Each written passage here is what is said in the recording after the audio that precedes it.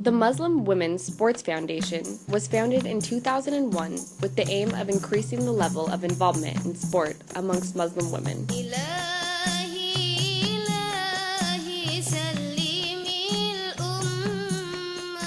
Since its beginning, the world of sports has been dominated by males, but women are becoming more visible. There are challenging issues about the visibility of Muslim women in sport. Why are they underrepresented? What challenges do they face? What does their religion say about participation? These questions have been at the forefront of this debate, and the Muslim Women's Sports Foundation have made it their mission to address these issues. There are several misconceptions regarding Muslim women participating in sport. Women of Islam are represented as oppressed and unable to engage with society and in sports. In fact, Islam promotes good health and fitness for both men and women. However, there are guidelines within which sports can be practiced. This entails women following their faith by not engaging in mixed-gender sports and by observing a dress code. This consists of covering the hair and wearing modest clothing by covering the arms and legs. Islam encourages building up an integrated personality and stresses sports such as swimming, archery, and horse riding, encouraging both men and women to engage in physical activity in order to maintain healthy lifestyles. The practice and interpretation of Islam are affected by national, cultural, and ethnic factors. Due to religious misinterpretations or simply lack of awareness, many Muslim women have been prevented from participating in sports. These contribute to Muslim women's comparatively lower participation rates. Other factors which contribute to this are the lack of single-sex provisions, which can put young women off sport and physical activity. This may also include early negative experiences of PE at school. The negative perceptions about physical activity can last into adulthood, making it more difficult for these women to engage in sport. Thus, environmental and cultural boundaries seem to be a determining factor in young Muslim women's attitudes towards sports and physical activity in this society. Ethnic minorities' low levels of participation have negative health implications. This is perhaps due to the variables such as diet, housing, low activity levels, and exercise. Among ethnic minority communities, participation is below the national average. Only those within the mixed race category take part more frequently than white, with Asian groups having the lowest participation rates. Participation rates fall as low as 18% for the Pakistani and Bangladeshi communities. Pakistani and Bangladeshi men and women reported worse general health than the general population.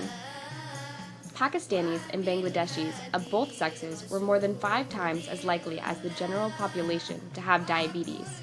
Muslim males and females in Great Britain have the highest rates of reported ill health. 13% for Muslim males and 16% for Muslim females were in rates of not good health.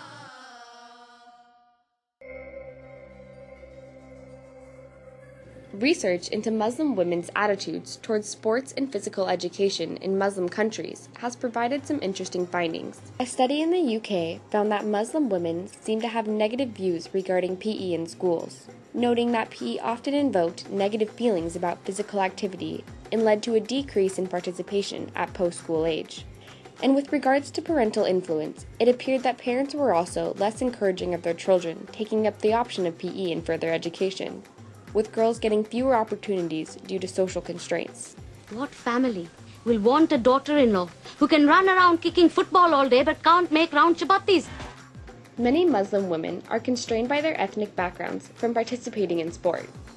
For example, research conducted by the Women's Sports Foundation on Bangladeshi women found that they led sedentary lives with little priority given to exercise and physical activity, as it conflicted with their role as a mother and homekeeper. To start with, from their families, especially when the culture gets mixed up with the religion, that well, you shouldn't be doing that, that's a brutal sport, you're going to get hurt, you're a woman, you should be worried about, like, you know, doing nice things, why don't you go and do a cookery course or something.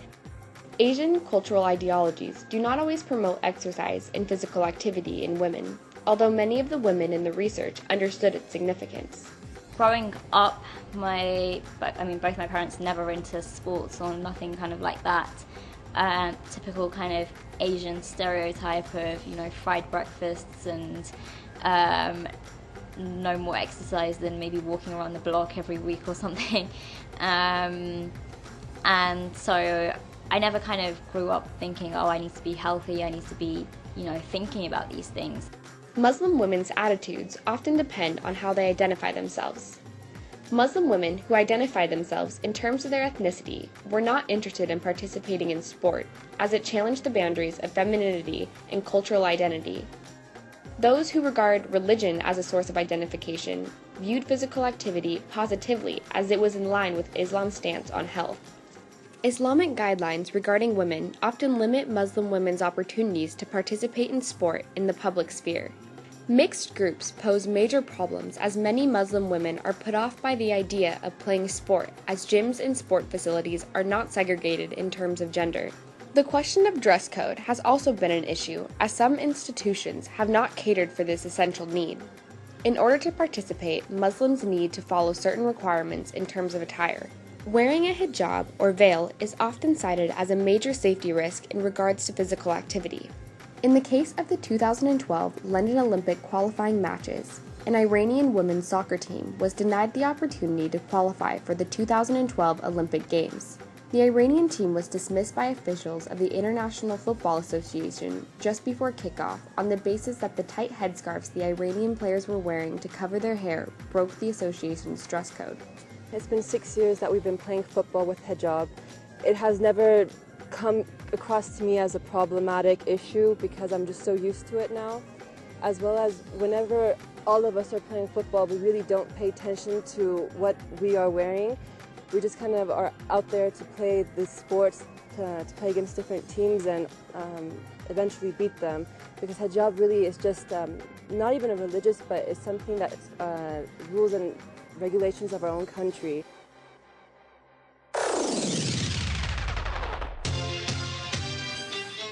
The Muslim Women's Sports Foundation works to address these barriers by providing an environment for Muslim women to participate in sporting activities, increasing the number of minority ethnic women participating in regular sporting activities, by offering access and support to coaching, officiating, volunteering, and competitive opportunities, providing equal opportunities for all.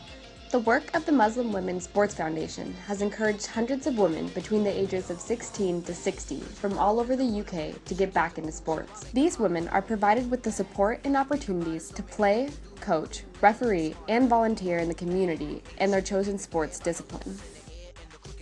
Mothers, students, and professionals all come together to socialize, keep fit, develop their abilities, compete, and realize their ambitions.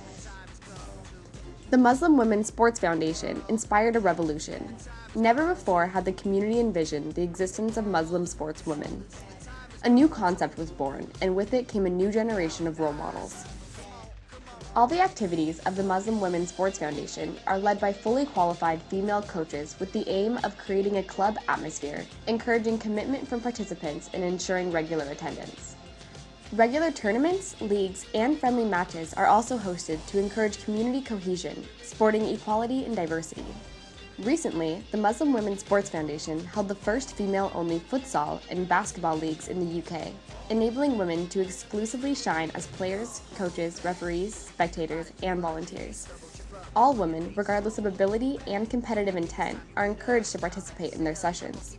However, for those with greater ambition, the Muslim Women's Sports Foundation also offers a player pathway to higher competition, providing the chance of a lifetime to represent Britain at the International Women's Islamic Games. So, why is the Muslim Women's Sports Foundation needed? Many Muslim women compete in sports, yet we are unable to see a diverse range of Muslim women role models that an equally diverse range of Muslim women growing up can look up to and emulate. There should be like a Muslim role model out there, and we don't see many of like that. And you know, the media, obviously they're not gonna suddenly say, oh look, there's a Muslim girl, oh wow. They always negatively stereotype us, so it would be nice to see more Muslim in the media. Over the last 10 years, the Muslim Women's Sports Foundation has worked with a number of organizations, including national governing bodies, local authorities, sports companies, and schools, developing a distinct reputation nationally and internationally for their extensive work in the field of women's sports by working to empower and inspire young women all over the world. The time has come to push the button. World, the time has come to push the button.